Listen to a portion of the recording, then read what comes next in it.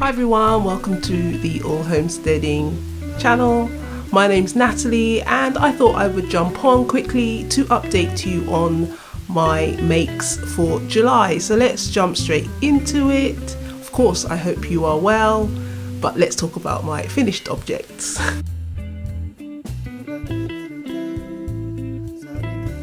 The first finished object is what I'm wearing, and it is the Halvik crossbody or crossover blouse, and it's by yarn brand Svarta Ferret, which is a Swedish brand.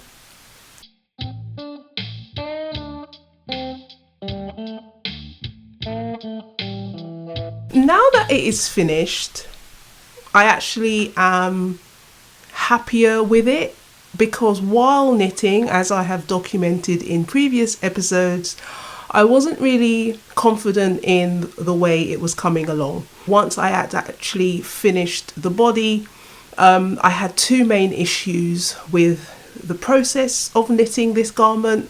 One is that I was very confused by the directions for the shaping of the actual crossbody part. So in the sample photos, it's not really clear which side goes over the other side, and also second problem that I had with it is the I-cord, like exactly where the I-cords were supposed to be applied. This part of the explanation for the pattern I found quite complicated. Well, not complicated, but it wasn't very clear, and as a result, when I actually came to do the I-cord, I actually put the I-cord in the wrong place, and I didn't realize that until I had completely finished the pattern and tried to fasten the top up. I'll show you. So essentially I had placed the I-cord here because to me it really wasn't clear where you had to begin creating the I-cord, which goes all the way around. So obviously with the cord here and tying it, so it ended up going essentially across my boob, which I didn't want that. So what I did was I simply sewed the I-cord on the inside of the existing I-cord and reattached another I-cord here, and then there is another I-cord on the side. So it was essentially a process of doing what you can and adjusting afterwards. So I bought the yarn for this garment in Sweden. I didn't actually have an intention when I bought the yarn. It was just essentially I was on holiday, I went to a few of their local yarn stores and I found the yarn. The yarn was some yak by Jabo, which is it's probably like the softest yarn that I've actually used, and this was also paired with this Arwetta yarn by Fukulana, and it's 80% superwash merino wool and 20% nylon.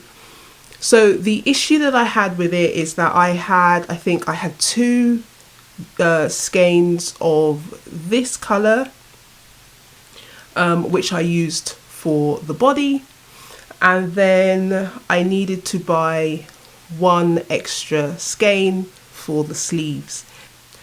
The colour is simply a number, and I don't think I thought to check the number. I just essentially looked up the yarn brand online, and this is all I could find online. So I assumed from the photograph that it was this light grey, and I think what I actually used for the main body was the mid grey. So obviously on the sleeves you have this contrast of colour, you can clearly see, but actually I don't mind it because to me it feels a bit more like it's quite loose. It feels more like a kimono top, so to have this sort of contrasting detail on the sleeve you know, I think it works pretty fine. So I'm happy with that. So that's one thing that I would recommend. So if you actually go on holiday or you go to a special yarn store or something like that, just make sure that you do have the exact amount of yarn or excess that you need for your project, because sometimes it can be a little bit difficult to find that yarn online once you're back home. So that's a lesson that I learned this time around. But you know, I'm very happy that I managed to make a whole garment on some yarn that I bought while abroad. So this is what I wanted to do when I went to Sweden, and I've achieved that. So I'm very happy with this garment, and actually the fit, I've been wearing it quite a bit out and about. This is how I'm going to be singing for ages, but I'm sorry. It is quite warm in the UK these days, so I opted for like 3/4 length sleeves with an I-cord on the edge. Yeah, and in general, happy with the fit, happy with the length. And yeah, as I've said before, I do have a soft spot for crossbody wrap tops and wrap dresses. I just think there's something very feminine about them, and probably won't knit this particular pattern again, but I'm happy that I persevered and have now finished it. So second finished object is my swatch bag. So I made a video on this detailing my process, and I have been using this bag as a handbag. Obviously, because it's made out of yarn, it's not ideal for anything heavy, but what I carry around with me, like my phone, my wallet, and my, you know, sunglasses and things like that, it's perfectly fine for. Yeah, I won't go into any detail about this. This is just knit up from swatches that I had hanging around. But if you want to know any details, do check out my video about making this bag. So those are the two finished objects that I have for this month. So let's go on to whips. So I have two whips, and they are old whips, but I have actually been working on them actively, so let's give them some airtime this month. So the first whip is the Anchors sweater by Petite Knit, and it is for my husband. So I actually have finished the body. God, this really needs a good block. So I'm knitting it from some cotton merino by Drops, and I am now on the sleeves. So I'm actually freestyling the sleeves. I did ask my husband whether he wanted sort of straight down sleeves or more fitted sleeves, and he's opted for fitted. So every 2 centimeters I will do every 2 centimeters I will do a decrease and continue down the sleeve in that way. Yeah, not much to say about this, but I am hoping to have this done in the next, let's say, 3 to 4 weeks. So that means, yeah, 3 to 4 weeks to do 1.5 sleeves. I think that's doable.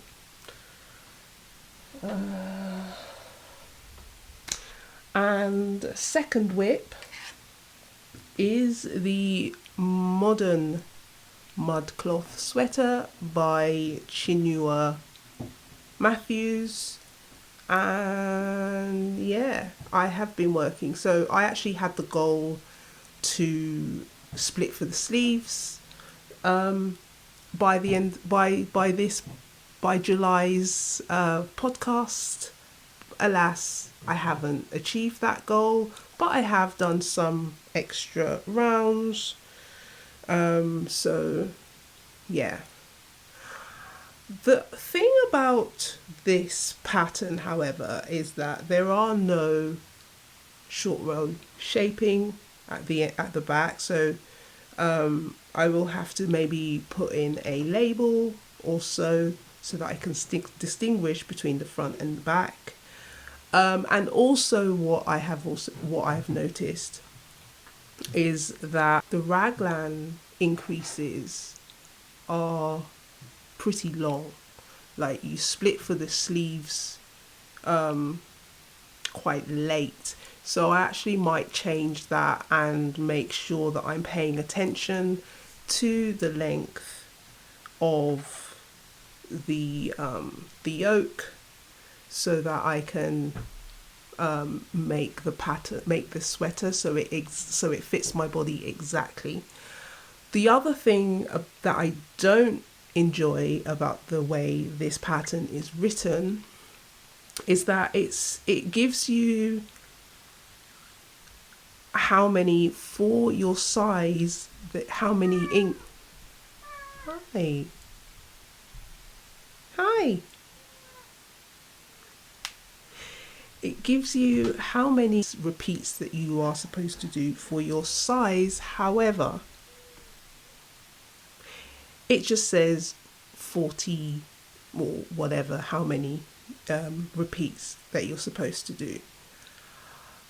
I will, rather than saying that, I think, well, no, as well as giving that information, I think it would be good if designers would give you like a length measurement rather than, so, when your piece measures X amount, it's time to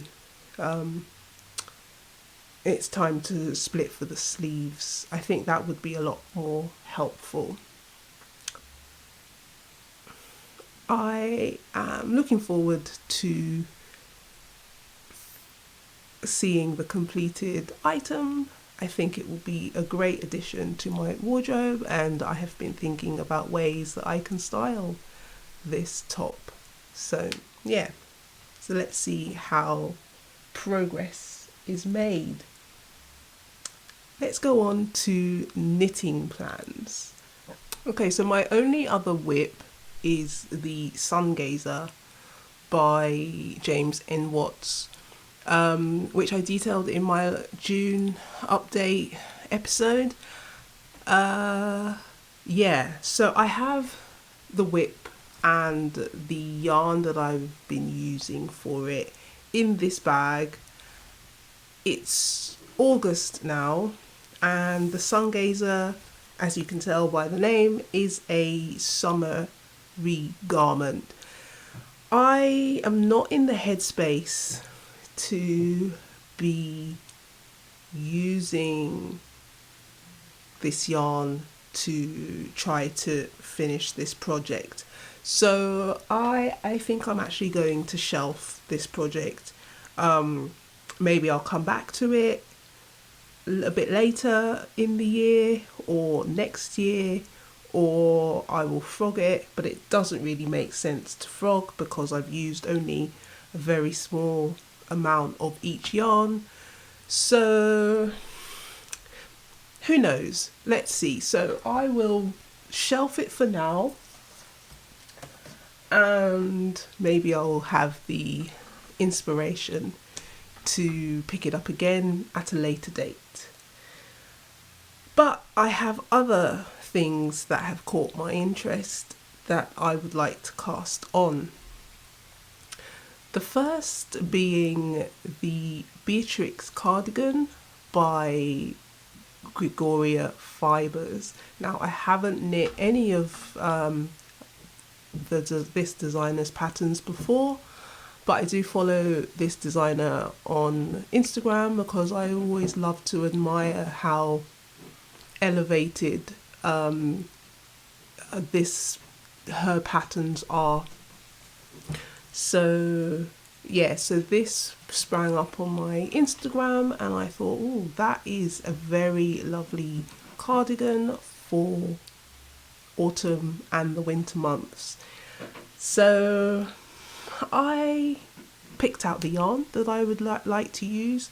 Now, one of my workhorse yarns that I love to have in my yarn stash because I love the feel of it, I love knitting with it, is Let Lopi. Yeah, I do love a bit of Let Lopi. I don't find it itchy and it has that rustic feel that I love, but held with a fluffy yarn, it's absolutely divine and warm and yeah, and just all the good stuff that I love about wool. And it's affordable. So a ball is about £4 or so, depending on where you purchase it online. So I have 13 balls of Let Lopi, which I will use for this pattern, and I will hold it with this yarn that I purchased a few months back. Now this is a rolled up ball. This is a wound ball. So these two together,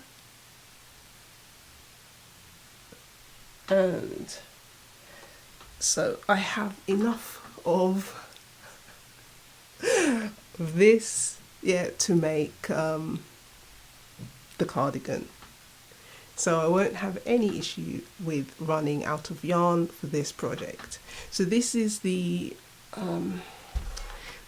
unidentified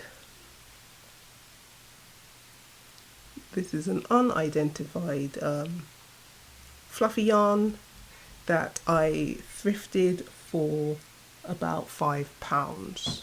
It was under £5. So in all, I think will be a very affordable project. And this is the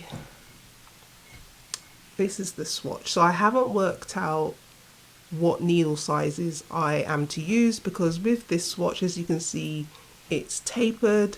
So below the stitch marker, I have used the recommended needle size, which is 5mm, and then above I have used 4mm. So I actually need to work out how many stitches per centimetres. So I haven't done that yet, but I have a feeling that I might even have to go down further to get gauge. But I actually quite like the fabric that the 4mm needles have created. So yes, I need to still sit down and work out what size needles I will use, but I am really loving this sort of, it's not quite waffle stitch, but this stitch pattern for the jacket cardigan. I think it will be a really lovely project to begin. So yeah, so that's what I plan to cast on in the next few weeks. The second project I would love to cast on, that I have been coveting for maybe like 1 or 2 years, is the heirloom sweater by Fable Knitwear. I already have the yarn in my stash ready for it, and it is the Ulcentrum 2-ply. I absolutely adore this yarn. It's very rustic and neppy and woolly. The only thing is that I need to do a gauge swatch with this. So I don't think I actually have a gauge swatch on my bag. I need to do a gauge swatch with this yarn because the heirloom sweater requires you to hold, I think it's a fingering, no, a DK with a fingering, I believe. Not sure. And I don't really want to purchase any lace weight. Oh yeah, maybe it's a fingering weight plus a lace weight yarn, that's it.